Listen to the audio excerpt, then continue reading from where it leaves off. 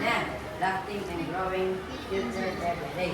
When your children grow richer, it's not fair. It's not fair. Scene 2, the accusation. The neighbor enters the family room hungry. Accompanied by the lawyer. Jubin is telling the aroma of our food.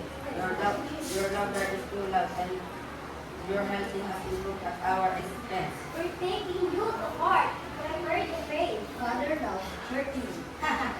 Pay for the aroma.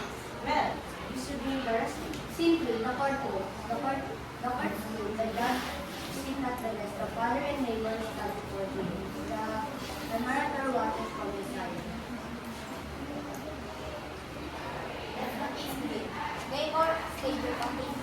This man and his family have stolen the aroma of our food.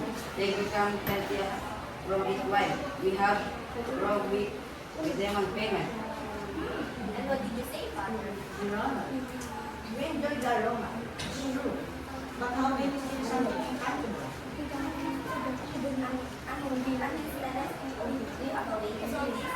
Father just offers jingling the loudly. There is payment, Your Honor. The sound of money, or the smell of food. The courtroom erupted in laughter, even the judge smiled.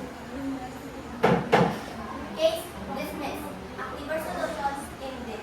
Scene 4, the celebration. Back at home, the family celebrates. And so we return to our lives, full of laughter and joy.